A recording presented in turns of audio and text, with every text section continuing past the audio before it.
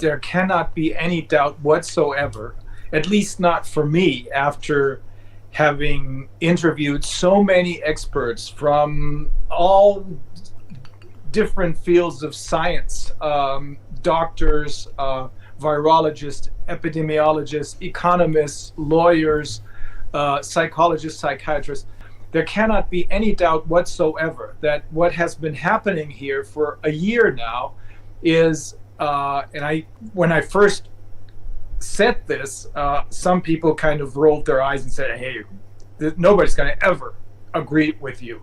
But this is the worst, these are the worst crimes against humanity ever committed. We all know now, I mean, we should know, those 10 or 20% of us who still have a brain to use and to think with, this has never been about the virus. This has never been about health. This has always been about taking everything away from us so that we would be dependent on them, plus population reduction, plus gaining complete control over those who are left. That is, I wouldn't have said this a year ago. A year ago, if you had asked me, or if somebody had told me this, I would have said, hey, you definitely need to see a doctor. But no, this is what all the evidence, all of the people who we interviewed on the Corona Committee, what this points to, this conclusion is inevitable. If you don't have any symptoms, are you really going to go see a doctor just because of what this idiot Drosten says? What are you going to do? You're going to go see a doctor. I have something, I don't know what it is, but can you help me? Please tell me what I'm suffering from. The first question the doctor is going to ask you is, what symptoms do you have? Right. None. The Drosten-Corman or Corman-Drosten paper, the PCR test protocol, it is completely unscientific. And the second thing is, it looks as though it was done in such a sloppy way on purpose, for the sole purpose of producing as many false positives as possible all over the world, so that their agenda, which ends with the so-called vaccinations, which of course we all know now it doesn't have anything to do with vaccinations. What we're dealing with is genetic experiments. In the end, the cleanup will take years. We're hoping that it's like an arm wrestling that's going on right now, that, as I said, we're about to reach the tipping point, I think, because there's so many mistakes that they're making, because I don't think that all these adverse reactions to the vaccines are part of the plan. And that's because they're trying to rush this thing through. And I think what happened is we have a whistleblower, and she told us that the original plan was to roll this out in 2050. But then those who are involved in this got greedy and pulled things forward to 2030 and then to 2020. And that's why we think that's why so many mistakes are happening. Because as I said, they did not really, I don't think, and we don't think, they did not really intend these adverse reactions to happen, and to warn even those people who are still sort of in line with the government. Oh, but come on, Reiner, you're just a tinfoil hat wearing conspiracy theorist.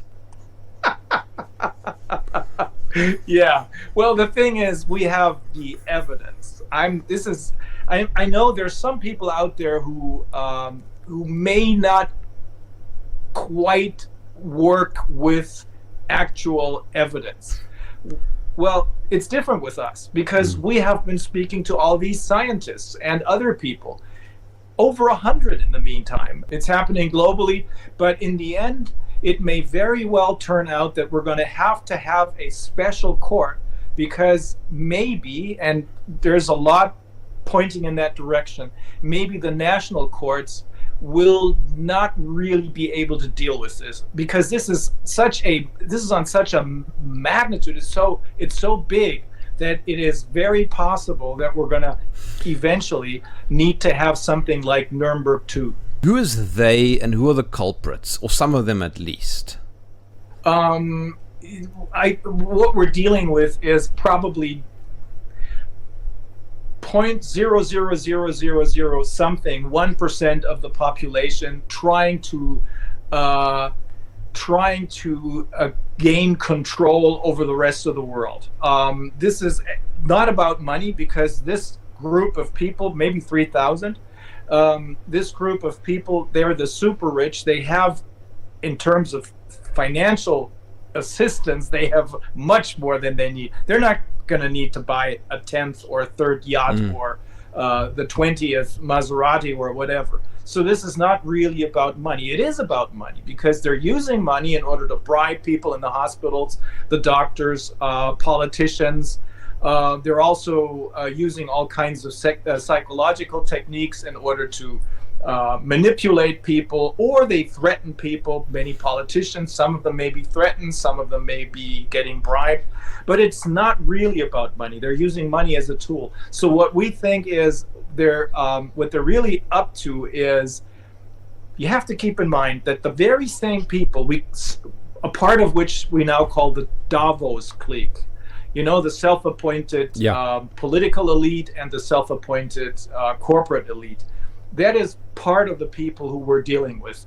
And those are the ones who are responsible for the financial crisis some 10 or 12 years ago. Had we been a little more careful, had we looked a little closer, we would have known that for 30 years, this group of people has been stealing the taxpayers' money all over the world. The first financial crisis would have been the perfect chance for us to catch on to what's going on. They managed to tell us that they have everything under control. They didn't, but they started to print money in order to keep us quiet. We should have known that you cannot print money in order to restore what they have stolen. It doesn't make any sense. Well, this time around, in late 2019, I believe, when things were again coming to a head and things were again about to implode, they came up with Corona as a diversionary tactic. And we have to keep in mind, however, we're not dealing with a monolithic wall on the other side. There's lots of infighting. There's contradicting interests, and that's another one of our chances that we have. But we spoke to another investment banker, another American investment banker, and she says the reason why Europe is at the center of all this is probably the most important battleground in this whole war, is because Europe is completely, definitely, totally broke. The ECB is totally broke because they bought all these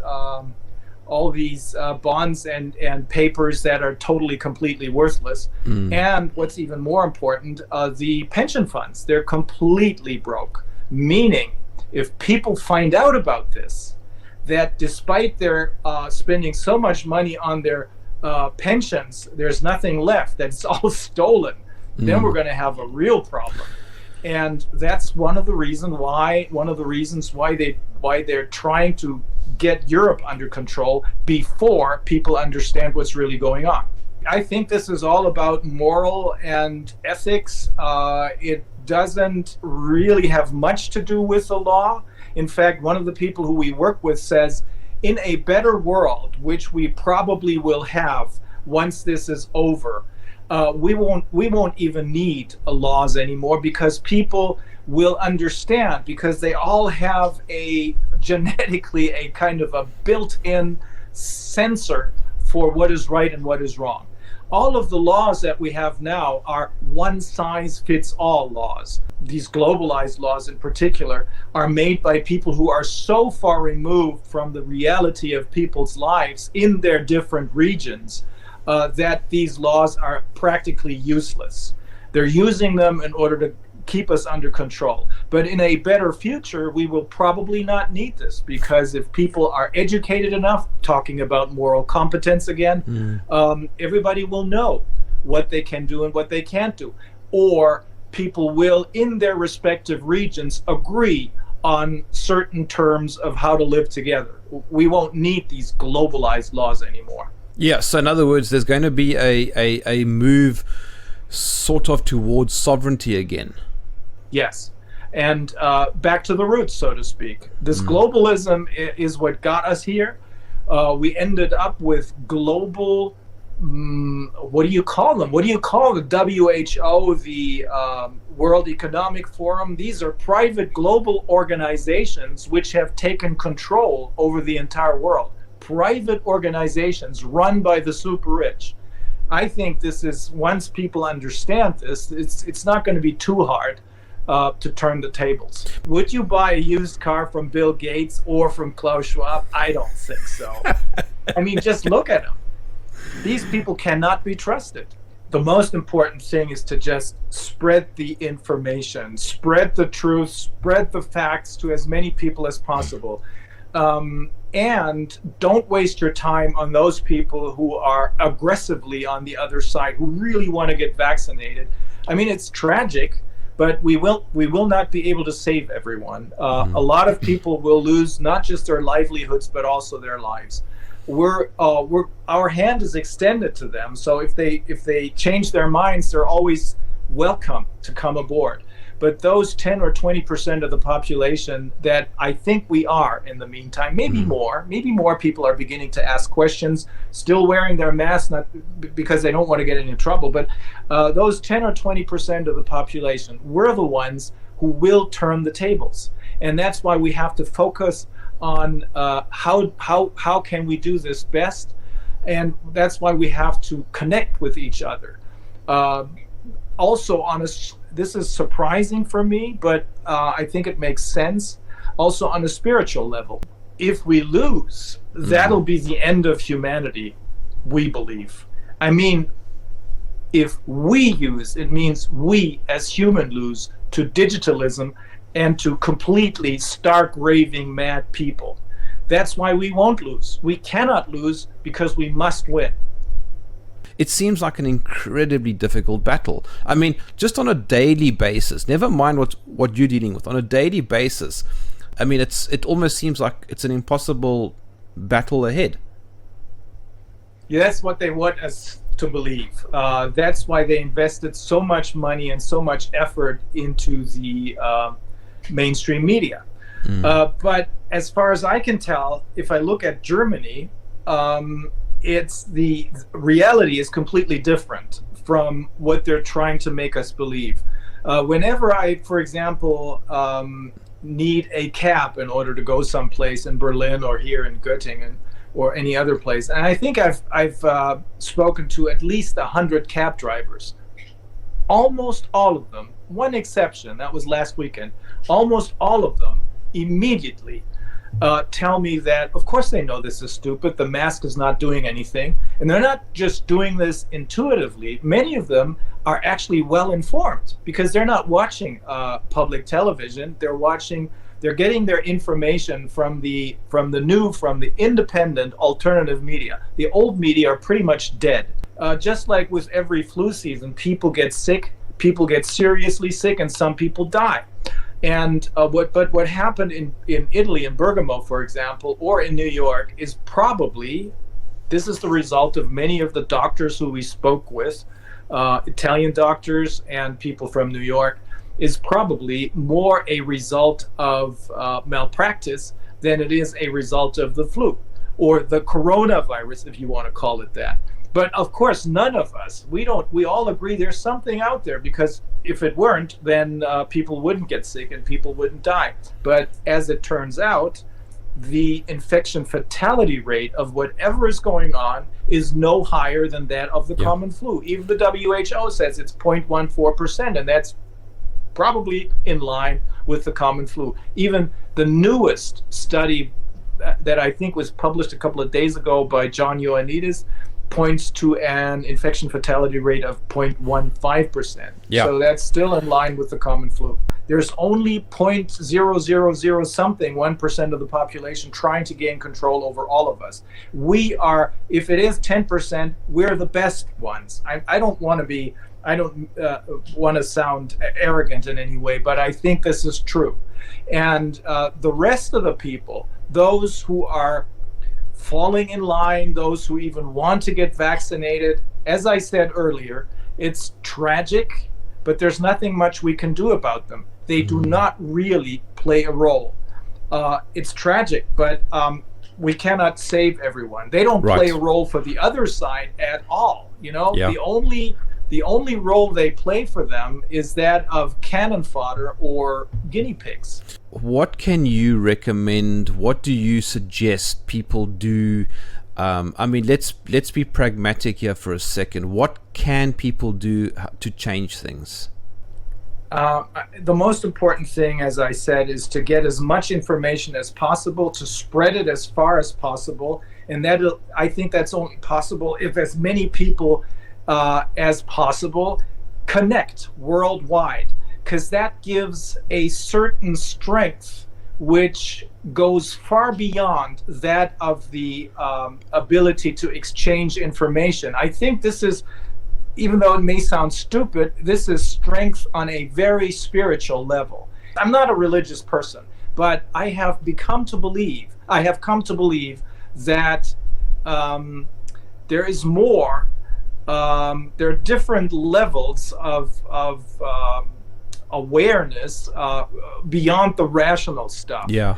I just spoke to a friend an American whose son never got vaccinated, which is totally, completely unheard of in the United States because they get dozens of vaccinations.